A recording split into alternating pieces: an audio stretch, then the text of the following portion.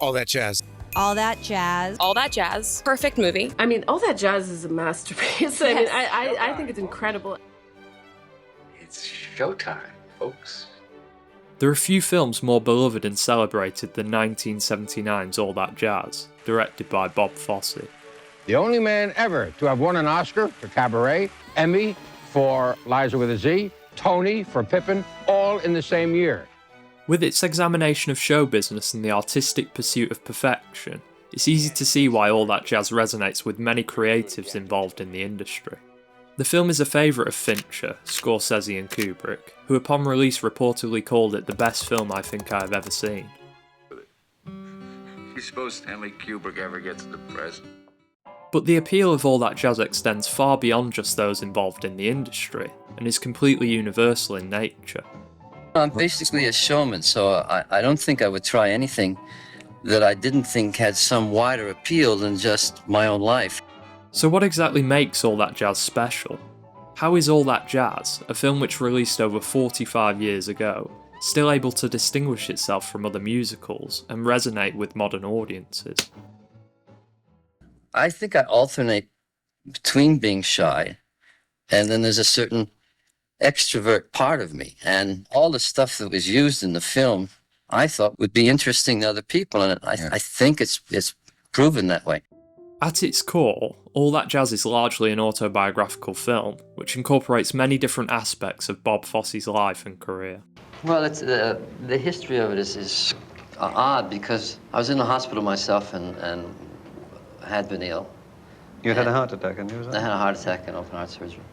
And I became very interested in death and hospital behavior and the meaning of life and death and those kinds of subjects. I don't know if you've been through any kind of serious illness of some kind, but you do make these resolutions. You know, I promise I will not do this. And they last about 5 or 6 months and then they're gone again. I think in some subliminal way it has affected my life. It's too bad I can't keep that present, that life is so short and so precious, and that you must live it and get the most out of it from people and relationships and work. But you tend to forget that. I don't know, time just by. Unfortunately, time becomes this terrible sort of cushion or ether. And then suddenly you're up against it again. You turn the corner and you're close to death and you say, wait a minute, I have wasted too much time. I must not do it. So it changed my life for a while, and I think still has partially. I wish I could have changed it more. The idea of exploring one's own life through their art is nothing new, but rarely is an artist so ruthless and honest in their own self-assessment. Through the character of Joe Gideon, brought to life by an incredible performance from Roy Scheider, Fosse rawly examines his own cruelty, his contradictions, his obsessions, and his fears. I only had a feeling that I would like to get more of things that I've felt into the character, not less. If it does expose anything about me, I think that's fine. I'm not embarrassed by that. If it's entertaining, because basically that's what I am as a showman. From cattle calls to dance studios and the editing room, Joe is completely consumed by his work in showbiz. I like work. I really do like work. I'm happiest when I'm working. I just love making All That Jazz. I mean, although it's about a serious subject, there's a lot of comedy in it, and I enjoyed working with all those actors. And so I just like work. I'm one of those people.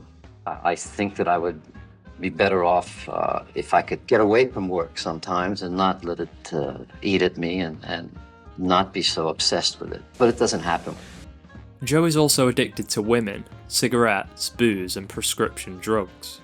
His life in showbiz grants him access to this world of excess, but at the same time it's killing him. Joe, you love show business. That's right, I love show business. I'll go either way. He knows that the road he's on is unsustainable, but he simply cannot stop. I didn't take such great care of myself. You didn't? No, I sure didn't. I smoked too much and still smoke too much and dissipated a lot. I drank a lot and stayed out late and that sort of thing. All the things that you shouldn't do, but are a lot of fun to do. I did them. Are you taking care of yourself now? I'm trying.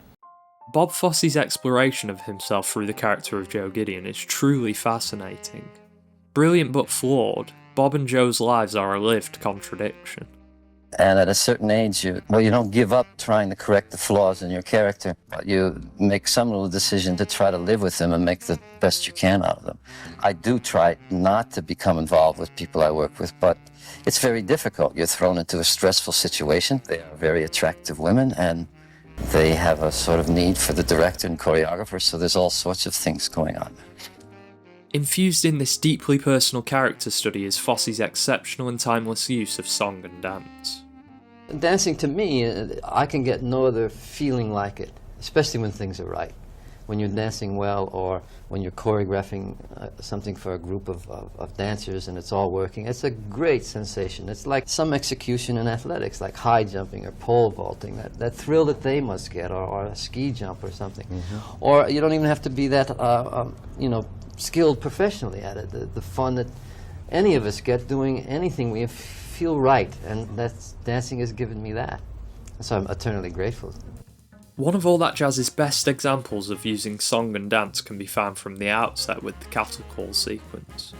Shot in documentary style with the song on Broadway by George Benson, Fosse manages to say so much without a single word of dialogue. He captures the nerves of those auditioning, the disinterested executives, and Joe Gideon when he is most alive.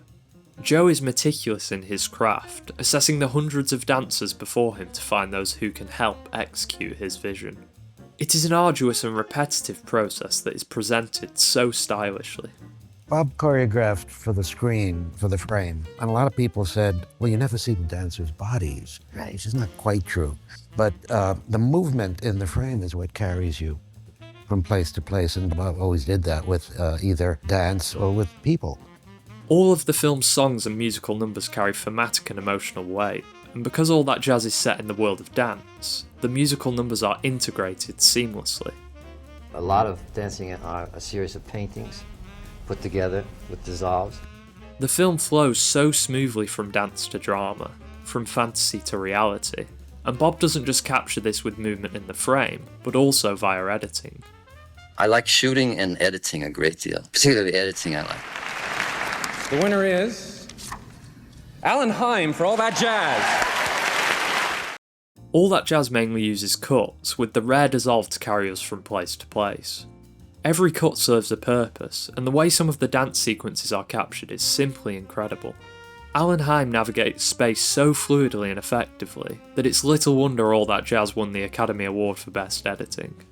Well, that's what you do as an editor. You guide the viewer's eyes, and in the process, you guide their emotions. All That Jazz's final sequence is the culmination of Bob Fosse, song, dance, and editing, with help from its art direction and costume design, for which the film also won Academy Awards. He's the total director. He even fantasizes his death as this elaborate concert. Is there with any of music that and- inside of you, Bob? Oh, yeah. Fantasizing your death? Sure. Hello, emptiness. I feel like I could die. Bye-bye. Even though All That Jazz covers only fragments of Fosse's life, what a life he had. Do you think that your life is as happy as it possibly could be? Or do you think you've missed some things along the way? I think I've had a terrific life. Just terrific.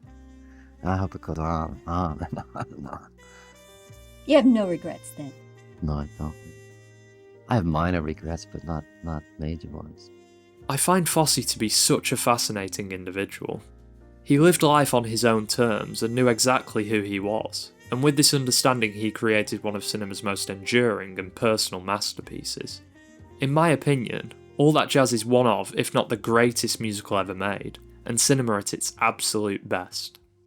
Ironically, Fosse died doing what he loved best. Fosse was in Washington, D.C. rehearsing a company of the musical revival of Sweet Charity in preparation for its opening at the National Theater Wednesday night. He collapsed on a Washington sidewalk and died of a heart attack shortly before the curtain was to go up. His former wife, Gwen Verdon, was at his side.